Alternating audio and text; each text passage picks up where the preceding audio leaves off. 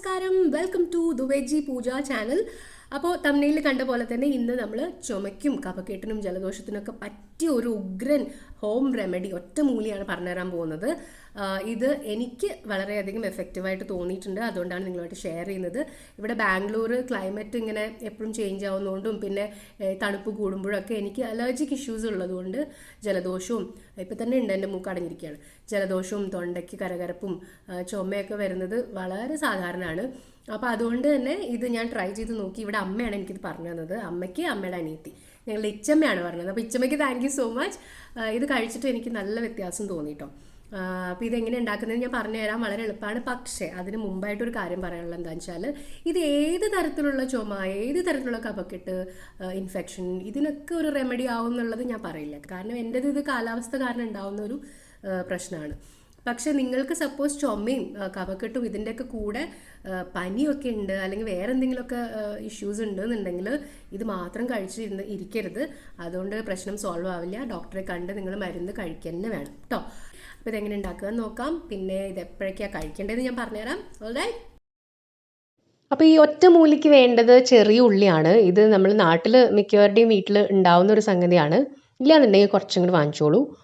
അപ്പോൾ ഈ ചെറിയുള്ളി അന്നന്ന് ഈ സംഗതി ഉണ്ടാക്കി വെക്കുകയാണ് നല്ലത് കേട്ടോ. അത് ഫ്രിഡ്ജിലെടുത്ത് വെച്ച് പിന്നെ യൂസ് ചെയ്യരുത്, ഫ്രഷ് ആയിട്ട് ഉണ്ടാക്കുകയാണ് നല്ലത്. അപ്പോൾ ചെറിയുള്ളി ഞാനിപ്പോൾ എണ്ണം പറയണില്ല, നിങ്ങളുടെ കയ്യിൽ 2 കൈ കൊണ്ട് പിടിച്ചാൽ എത്രയാണോ കിട്ടുക അത്രയും ഉള്ളി എടുക്കുക. ഓക്കെ, ഇത് നന്നാക്കി എടുക്കാൻ കുറച്ച് ബുദ്ധിമുട്ടാണ്, അതാണ് സംഭവം.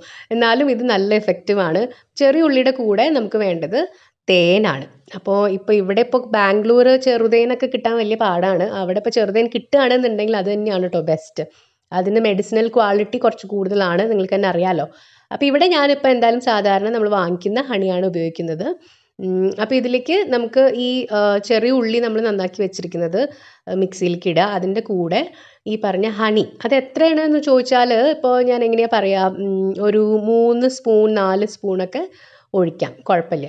ഈ ഒരു ഉള്ളി അങ്ങോട്ട് കംപ്ലീറ്റ് കവർ ചെയ്യുന്ന രീതിയിലേക്ക് ഹണി ഒഴിച്ചാൽ കുഴപ്പമില്ല. കുറച്ച് കൂടുതലായാലും പ്രശ്നമൊന്നുമില്ല. കുട്ടികൾക്ക് കൊടുക്കുമ്പോൾ എന്താണെന്നറിയോ, ഈ ഉള്ളിക്ക് കുറച്ച് എരിവൊക്കെ ഉണ്ടാവുമല്ലോ, അപ്പോൾ അവരത് കഴിക്കാൻ കുറച്ച് പാടായിരിക്കും. അതുകൊണ്ടാണ് ഹണി കുറച്ച് കൂടുതൽ ഒഴിച്ചാലും കുഴപ്പമില്ല എന്ന് പറഞ്ഞത്. അപ്പോൾ ചെറിയ ഉള്ളി എന്തുകൊണ്ടാണ് ഈ പറഞ്ഞ അലർജി സംബന്ധമായിട്ടുള്ള ഇഷ്യൂസിന് ഒരു റെമഡി ആയിട്ട് വർക്ക് ചെയ്യുന്നതെന്ന് നോക്കിക്കഴിഞ്ഞപ്പോഴാണ് മനസ്സിലായത്. അതിനകത്ത് ക്വെസേർട്ടിൻ എന്ന് പറഞ്ഞിട്ട്, കറക്റ്റ് ആണെന്ന് തോന്നുന്നു പ്രൊനൗൺസിയേഷൻ, ക്വെസേർട്ടിൻ എന്ന് പറഞ്ഞിട്ട് ഒരു സംഭവം ഉണ്ട് അത്രേ.